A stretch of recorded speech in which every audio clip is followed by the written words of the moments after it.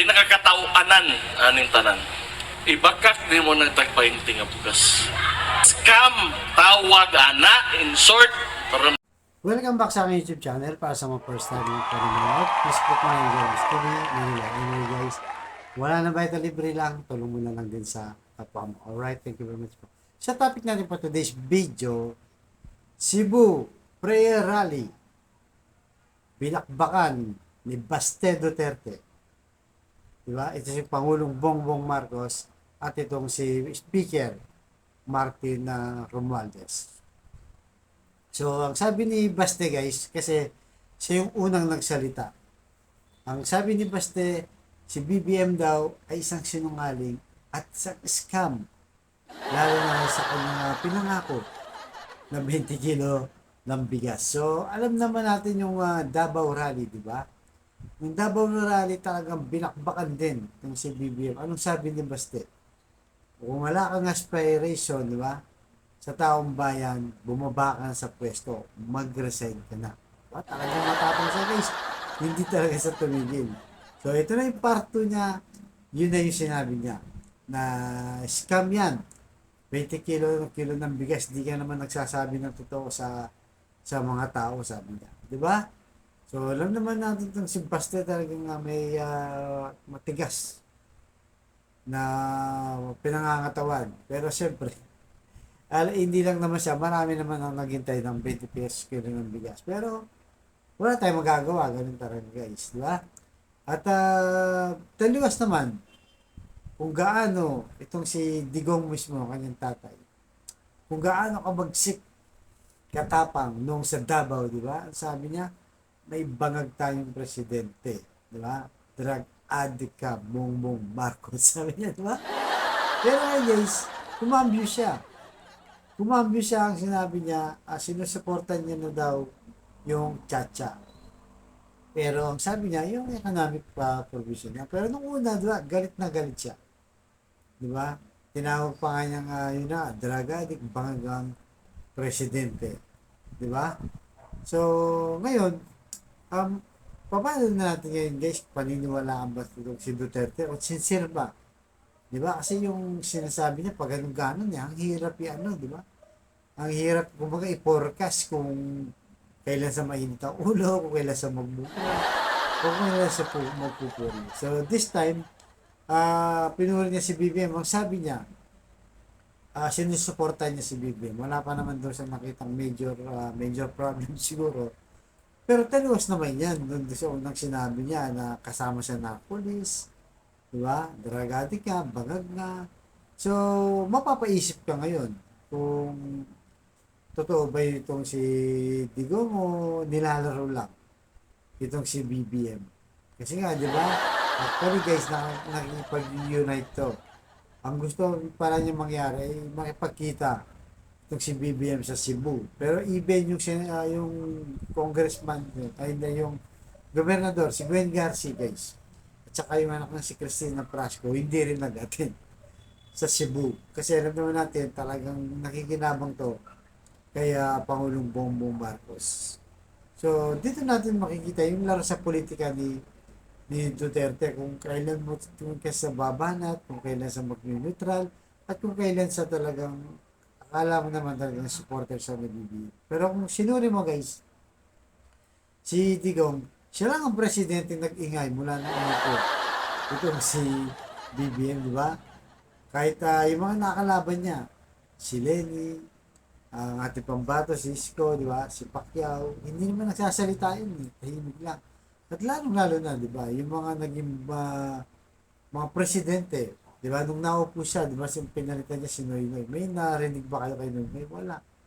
Kasi pinaiintindihan nila dahil presidente rin yan. May kanya-kanya silang diskarte, may kanya-kanya silang policy.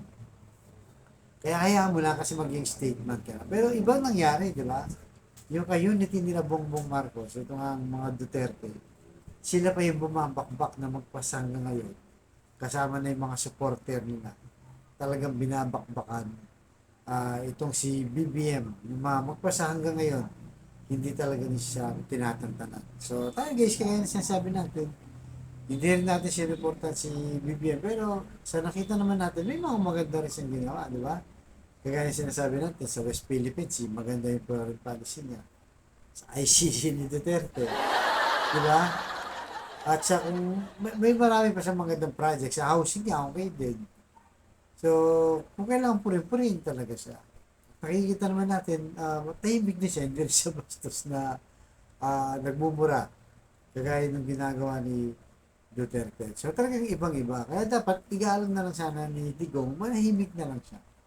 Hayaan na dumiskarte ang BBM, di ba? Si BBM para sa atin, sa ating bayan, kung ano yung nararapat. Alam naman na pagka may mali, foreign policy kagaya na sa bigas nga, at mga ibang bilihin, hindi pa rin bumababa, mataas pa rin. Kailangan natin siyang banatan doon, guys. Pero sa ibang bagay, kailangan natin pa rin. Hindi mo pwedeng kontra lang tayo ng kontra, guys. Diba? So, kaya guys, ano sa tingin nyo? Narito pa, panoorin nyo yung balita kung saan yung mga sinabi ni Baste, ni Digong, kay BBM. Right? Pasok, mag-amang Duterte. Pag na-scammer at sinungaling ni Davao City Mayor Baste Duterte si Pangulong Bongbong Marcos na idinaos na prayer rally sa Cebu kahapon. Pero ang tatay niya na si dating Pangulong Duterte, tila nag-iba ng tono mula sa mga dati niyang banat. Nasa frontline ng balitang yan si John Aroa. Sabay-sabay na nagsindi ng kandila ang libo-libong dumalo sa idinaos na prayer rally for transparency, accountability, peace and security sa Cebu City kagabi. Mapabata man o matanda, present sa rally kahit umulan bago nag-umpisa ang programa. That the spirit of transparency, the spirit of accountability, and the spirit of peace and security. Pagpatak ng alas 8 ng gabi, nagsimula na ang prayer rally. Present sa programa ang mag-amang Duterte. Pero unang sumampa sa entablado si Mayor Baste. Gaya nung unang prayer rally, binanatan niya ulit si Pangulong Bongbong Marcos. Scam daw kasi ang pangako niyang 20 pesos na bigas. Kabulo mo, unsay pinakakatauanan aning tanan. Ibakak ni mo ng tagpainting nga bugas.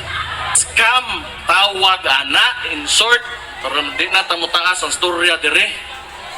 Di manggod, nga ni manggod na, o politiko ka, mutungtong kag itablado, ug unsay ingno nimo timan-anas tao.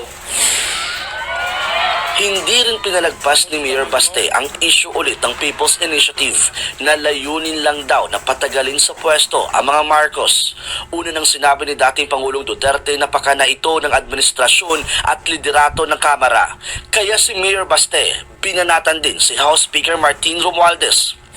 Isog lang ka kay speaker ka karon, speaker lang ka kay tungod ang igagaw nimo presidente mauna. Wala pang reaksyon sina Pangulong Marcos Jr. at House Speaker Romualdez tungkol sa mga tirada ni Baste. Kumpara naman sa nauna niyang mga tirada, mas maingat ngayon ang mga binitiwang salita ni dating Pangulong Duterte. Pinuri pa nga niya si PBBM. Taliwas din sa una niyang pagtutol, kumambyo rin si Duterte sa usapin ng Chacha dahil suportado na raw niya ito basta economic provisions lang ang babaguhin. Suportahan ko yung Chacha at I am comfortable supporting the President. Wala pa naman ako nakitang talagang yung big error, big mistake. Wala pa. Wala naman ako nakitang maybe yung sa baba. Pero sa kanya, wala akong nabalitaan. So I continue to support him. Kasunod nito, pabiro din niyang sinabi na may balak siyang tumakbo sa susunod na eleksyon. Munang init kayo sa mga drogista, antod karon. Kahit mabalik ko basig bagay. Nagbabalita